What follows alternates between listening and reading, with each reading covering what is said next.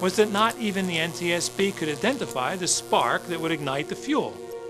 Consider this damning conclusion at the final NTSB hearing. The search for the probable ignition location was pushed to the limits of current technology. An accounting of the scientific uncertainties was meticulously maintained throughout the entire experimental, computational, and analytic processes. In the end, the uncertainties were too great to permit the identification of a probable location of ignition. They spent $40 million trying to get some scientist somewhere in America to say it's theoretically possible that this hypothesis would work. They couldn't find it. The IAMAW couldn't find anything either. We conclude that the existing wiring recovered from Flight 800 wreckage does not exhibit any evidence of improper maintenance or any malfunction that led to a spark or other discrepancy. So why did the fuel tank blow up? The IAMAW came to its own conclusions.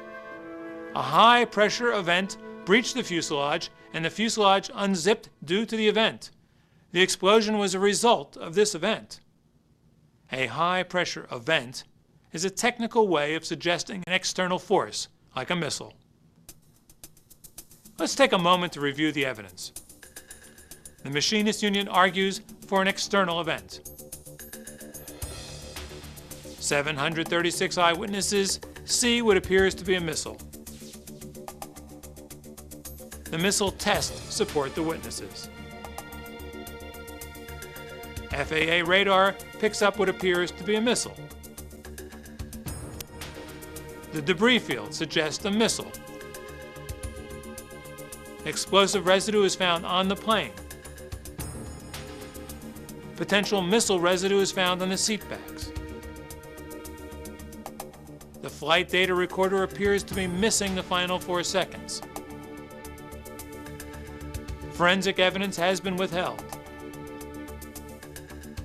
The jet fuel isn't volatile enough. No ignition can be found.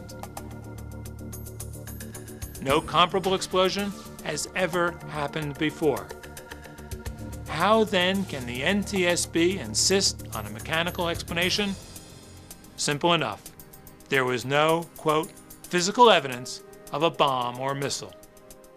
No missing portions of fuselage were large enough to represent the entry of a missile. You may have noticed that some of the photographs of the reconstruction show what appear to be several large missing areas. However, almost all of the fuselage structure in these areas is actually attached to the adjacent pieces, but has been folded back or crushed. Something to remember here. The top NTSB brass were pushing a mechanical thesis before much of anything was recovered. It's time to ask a tough question. Is it possible that in an administration notorious for misplacing evidence, the physical evidence from Flight 800 was misplaced as well? Consider this exchange from early in the investigation. I wish Clinton would get off his ass and do something about this terrorism. I don't know if you could print that.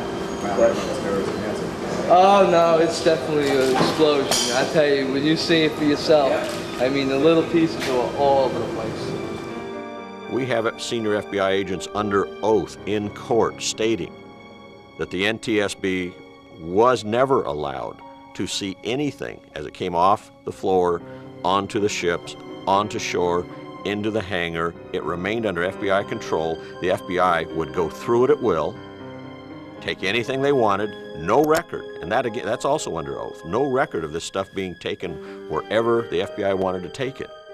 This leading edge, one of the parties to the investigation, when the parts were coming in, said, aha, he sees it with holes in it. He takes the part himself to the chemical sniffer. They'd run the test, it pops positive. The FBI alerts on it, and the next thing you know, the part's gone.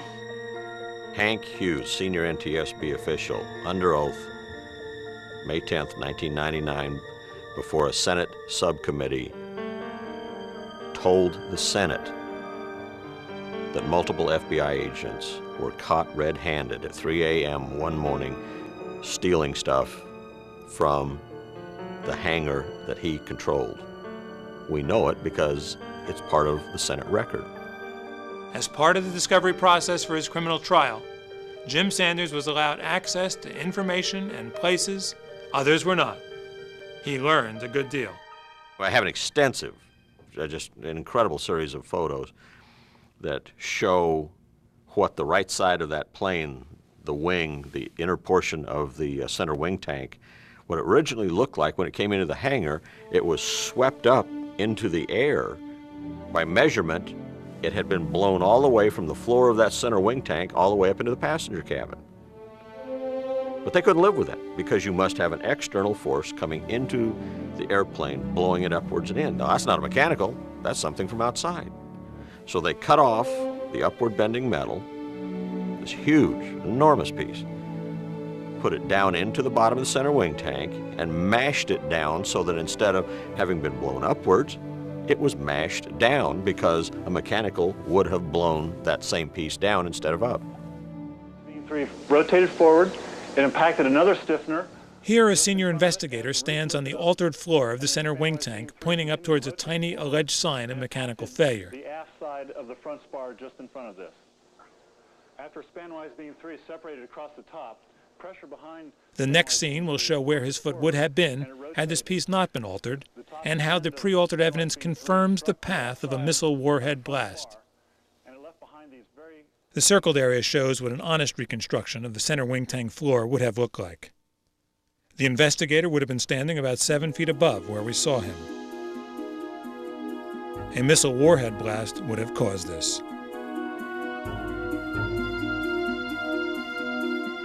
Someone altered the evidence. That's a criminal act. It's a series of criminal acts. It's a conspiracy. August 22nd, 2000, the day of the Sunshine hearing, I'm walking down Pennsylvania Avenue, and it came over me that this is the first time in my lifetime that I've mistrusted my government. Well, what did Jack Sanders and that other guy just say about TWA Flight 800? He mistrusted his government for the first time? Well, hello, it's time. It's time, and you should mistrust your federal and state authorities as well, maybe even your city and county authorities. Of course you should mistrust them. What did he say? The machinists were ordered to mash down that piece in that fuselage so it didn't appear as if a missile had blown it up. They had to make it look like it was blown down. They corrupted the evidence. What is that? That's called felony, tampering with the evidence. Any of those FBI guys get arrested? I didn't hear about that. By the way, did any of you hear about the 3 guys he talked about in the film that's on the congressional record being arrested for stealing evidence? Jack Sanders laid it right out there, people. You didn't hear about any FBI guys getting arrested. Just like when the FBI put Joseph Salati in prison for 30 years for a murder they knew he didn't do. They, even to this day, will deny they did anything wrong, even though their own records show they knew that Joseph Salati didn't do that murder. No, they gave the murderer the witness protection program where he came out to California and got murdered out here. The FBI lies to you people. Interestingly enough, I was talking, because this is Law Week, I was talking to some FBI agents just last night. They never heard of the Joseph Salati case. And I'm thinking, hello, don't you watch 60 Minutes on CBS? Hello? Are you guys so, trained not to hear the bad news that you don't know what's going on?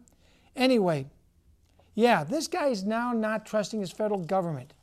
And doesn't Jack Sanders, a retired police detective, sound very reasonable?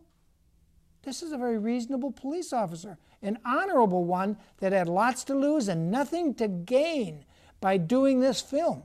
And it cost him and his wife personally. I mean, personally, they were hunted by the government.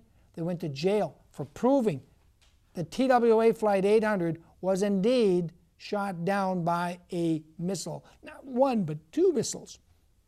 Anyway, I'm getting off the stream here. What you ought to do when you realize you can't trust your government, people, the solution here is to get control is stop electing the Democrats and the Republicans that you've been voting for. Don't vote for them anymore. That's part of the solution to getting control back in your hands by telling them, hello, light went on. I'm clued in now that you guys are part of the problem. Government creates the problem. They create a crisis. Then the people have a reaction, and then the government gives them their solution. Their solution is always less freedom, higher taxes, more slavery, and you reduced to an utter slave. But you're supposed to be happy about it because they let you get some of the money back on April 15th. Aren't they nice? After they rob you. And then devalue your currency with these worthless Federal Reserve notes. But I'm getting off. When I get back to the tape now, listen really carefully. Listen to the recreated best guess of what really happened to flight TWA 800. I'll be back with William Smithers. Whether the trigger was pulled by the United States or NATO or whether it was a terrorist act is irrelevant at this point. What is relevant is that the government knew. They knew who pulled the trigger, and they've lied about it and covered it up.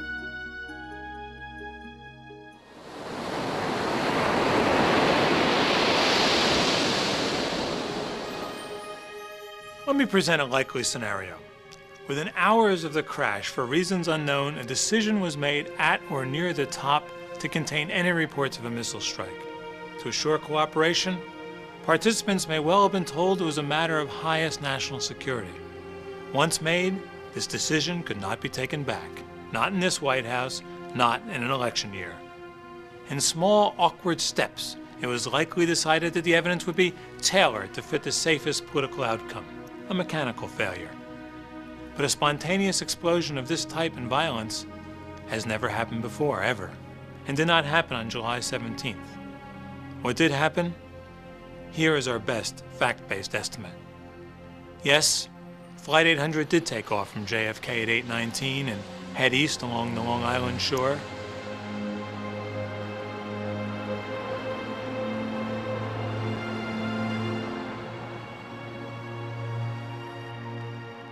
About 12 minutes later, a boater sees a missile rise up off the horizon and loses it behind the beach house.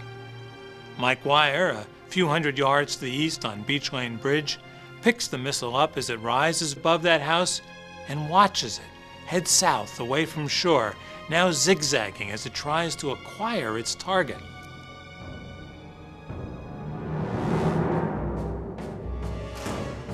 Lisa Perry and Paul Angelides pick up the same missile, now high in the sky. So does Air National Guard pilot Major Fritz Meyer.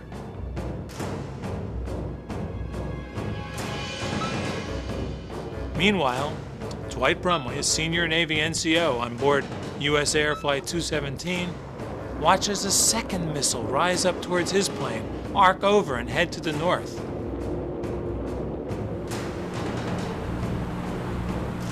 An unidentified ship now boldly flees the scene, perhaps having launched that very missile.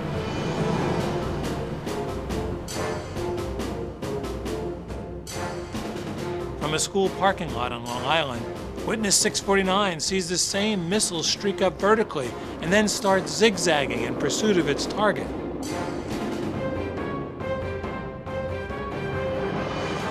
At 8:31, the southbound missile locks into its target and blasts into the underside of the nose. The northbound missile blasts into the belly of the plane just 9/10 of a second later. It is that first blast that blows the nose 15 degrees to the right and shoots debris a mile in the same direction.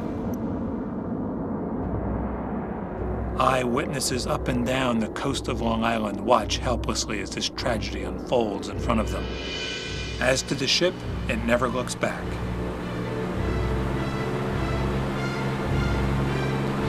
Lisa Perry sees it all. And the other one comes up from underneath the bottom of the plane. It's in the shadow of the plane, and I think it's going to thread it right through the middle of the head of the plane, and then it's going to thread it like a needle. And then the plane just stops. It's hanging in the sky, and it looks just like a toy hanging there just in the sky. And at that point, it had been kind of flat. And then it goes down, and then I see along the spine of the plane, and then there's fractures right on the plane itself. There's just spaces on the plane. And then it explodes and it goes sideways. It is this second missile that rips through the center wing tank and transforms the fuel into a volatile mist. Now noseless Flight 800 pitches backward and the fuel erupts, but but this plane has nowhere to go but down. About 2.5 seconds after that, further to the left, and again slightly lower, I saw what I'm not certain was either one or two nearly concentric, nearly coincidental explosions. Yellow light, da-da! From that point immediately emanated the fireball, the third explosion. The first two appeared to be high velocity.